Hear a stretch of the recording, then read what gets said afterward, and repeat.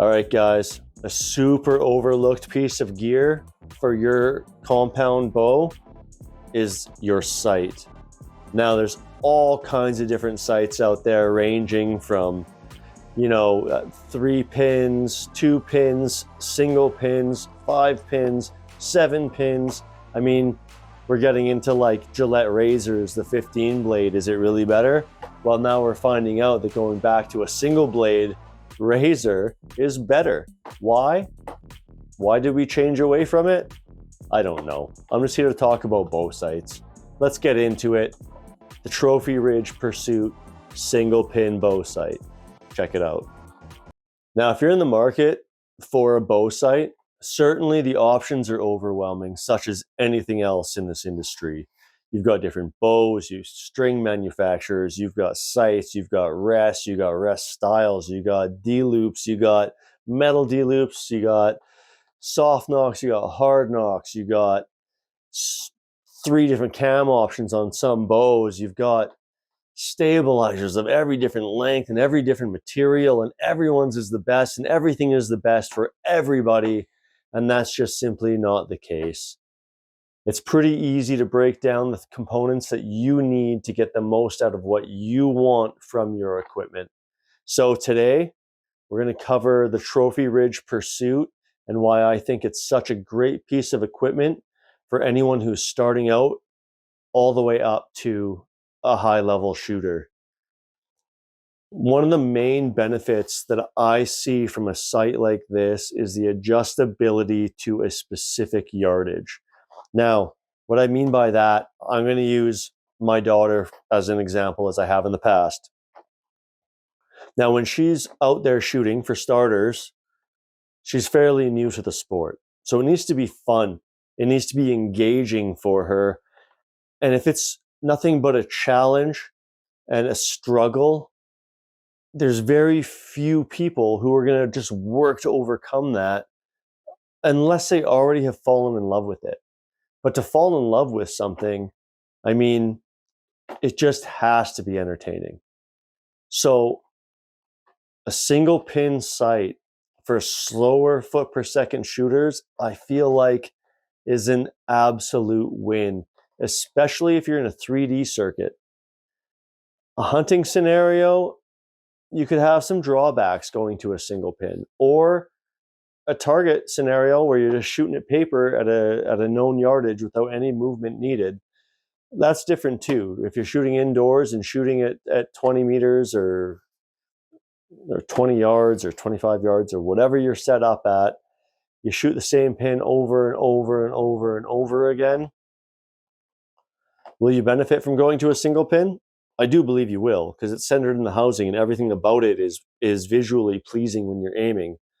But can you get away with fixed pins? Absolutely you can. But when you get into the 3D scene and you're shooting at something that's 23 yards or 28 yards or 43 yards or 47 yards, now you're splitting pins. And when you're shooting a slower foot per second bow, especially with lighter arrows, now those arrows flying through the air are losing momentum at a faster rate, and they're not coming out of the bow as fast. So really, your yardage, let's say typically you'll do like a 20, 30, 40 on a 3-pin. Those gaps get bigger and bigger and bigger. So to try and gap shoot something at 38 yards even, and all you have is a 30 and a 40 pin, as a beginner shooter or as a lower draw length, lower poundage shooter, you're going to run into frustrating scenarios on the 3D course, maybe even when you're out there hunting. I don't recommend shooting a long distance if you're shooting low poundage, low kinetic energy setups, but even shooting between 15 and 20 yards, you're going to see a drop.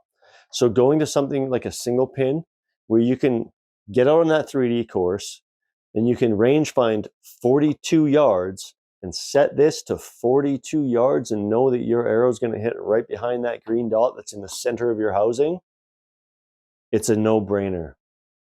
A single pin is the answer. Now, let's get into why the Trophy Ridge Pursuit is a clear winner. So not only is the price point of the Trophy Ridge Pursuit on point, it's also got tons of adjustment from left to right. It's got lots of adjustment up and down on the housing, on the scope housing. It's got a light built in. You can probably see it actually. Let me see. So it's got a rheostat style light. Let me see if I can adjust it so you can see it. That's off. That's the brightest, and it goes down, dimmer, dimmer, dimmer, back to off, right there. You can probably see that on the camera. On, dimmer, dimmer, dimmer until off. So it's got all the features that you need. Now it doesn't have the third axis, which is the way the scope sits to the bow in this angle, okay? And so what that does, I'm just gonna come back here and see if I can show you. Okay, so right now the bubble is level. If that scope housing isn't squared to the string or the bow, when you go down, it might go to the side.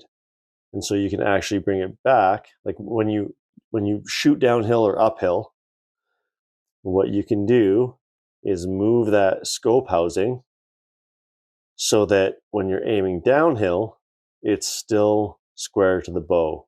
Or when you're aiming uphill, it's still square to the bow. Now on this particular one, I did film putting it on, but my audio didn't take, unfortunately. So I'm not going to include that in here, but with this sight so far, every time I've mounted it, its third axis has come good out of the box. I'm sure there are some applications, but that's not going to happen. But you can shim different components or sand different components to get that third axis in spec for your bow. But a majority of the time, it's really not needed. Super, super impressed with it. It's got a good range of movement. You can see it starts from here, goes all the way. So that'll be like your 20, right? And then as you move it up, it goes further and further down, and you're still going to end up with good arrow clearance. Now, some of the sights do have more movement in them up and down, but the reality is the weight of this guy, the durability of this guy, it's got all the features that you need. There's no sight that I've come across that's this capable at this price point and is this rigid. I'm super, super impressed with it. I think that you will be too. Again, if you're starting out and you're going to go to a 3D tournament or you're going to go hunting, I do recommend checking out a single pin sight. I think it's going to benefit you in the long run, and there's a reason a majority of the pro shooters are running them. So there you have it. There's our look at the Trophy Ridge React, not React. So there you have it. There's a quick overview of the Trophy Ridge Pursuit. Thanks so much, guys, for hanging out and checking out this video. I hope it was useful. Please remember to like and subscribe. It means a lot to me. We'll see you on the next one.